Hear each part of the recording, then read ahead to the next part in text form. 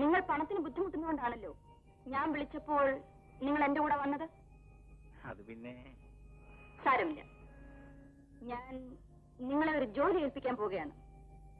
അത് ചെയ്താൽ ഞാൻ നിങ്ങൾക്ക് 5 ലക്ഷം രൂപ തരും. 5 ലക്ഷം രൂപയോ? എന്താ പോരെ?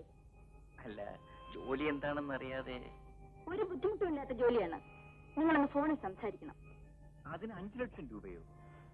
എക്സ്ക്യൂസ് മീ, എനിക്കൊരു പിടിയും കിട്ടുന്നില്ല. ഒരു പിടിയും കിട്ടണ്ട ആശാനെ.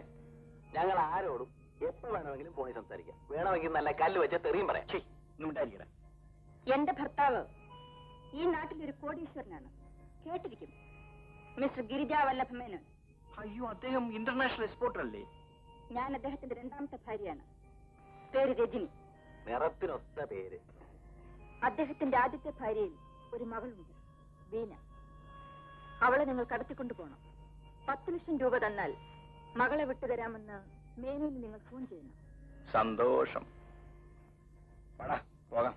ആശാനെ തിരുപിടി പോകാതെ. രൂപ 5 ലക്ഷം. നിങ്ങളുടെ ഭർത്താവിനെ തപ്പിക്കൊണ്ട് പോയാൽ മതിയോ? അതുകൊണ്ട് പ്രയോജനമില്ല. പരമലുബ്ധനാണ് അദ്ദേഹം. പക്ഷേ മകളെന്ന് വെച്ചാൽ ജീവനാണ്. അവളെ കുരുക്കിലാക്കിയാലേ കാര്യം നടക്കും. മിസ്സിസ് മേനോൻ ക്ഷമിക്കണം. ഇത് വകുപ്പ് കിഡ്നാപ്പിംഗ് ആണ്. വീണ്ടും ജയിലിൽ പോയി മൂട്ടകടി കൊള്ളാൻ ഞാനില്ല. കടി ഞാൻ കൊണ്ടോളൂ ആശാനെ. നീ നിന്റെ കൈ.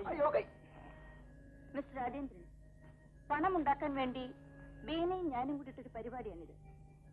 അവളവളുടെ കൂട്ടുകാരുടെ വീട്ടിൽ രഹസ്യമായി താമസിക്കും. അവൾ നിങ്ങളുടെ കസ്റ്റഡിയിലാണെന്നും 10 ലക്ഷം രൂപ തന്നാൽ അവളെ വിട്ടയക്കാമെന്നും നിങ്ങൾ മേനോന് ഫോൺ ചെയ്യണം. അദ്ദേഹം പണവുമായി വരും. നമ്മൾ പണം വാങ്ങുന്നു, പെണ്ണിന്റെ സ്ഥലത്തുണ്ടെന്ന് പറയുന്നു, 5 മണീസുമായി നമ്മൾ പോകുന്നു. That's all. 50-50.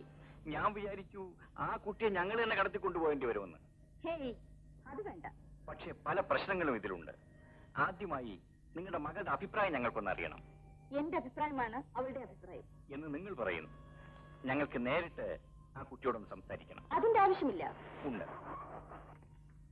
അപ്പോൾ എന്താ നിങ്ങളുടെ തീരുമാനം? ആ പെൺകുട്ടിയോട് സംസാരിക്കാതെ പറ്റില്ലെന്ന് ആശാൻ പറയുന്നത്. ഓക്കെ. മിസ്റ്റർ രാജേന്ദ്രൻ, കോവളത്തിൽ കോട്ടയത്തിൽ നിങ്ങൾ വാടകയ്ക്ക് എടുക്കണം. പകൽ ഞങ്ങൾക്ക് വരാൻ സാധ്യമല്ല. രാത്രി 9 മണി കഴിഞ്ഞ് ഞാൻ ബീനിയും കൊണ്ട് അവിടെ വരും. ശരി. ഇതിരിക്കട്ടെ. ഇത് ഞങ്ങൾ അവിടെ ഒന്ന് വാങ്ങിച്ചോളാം.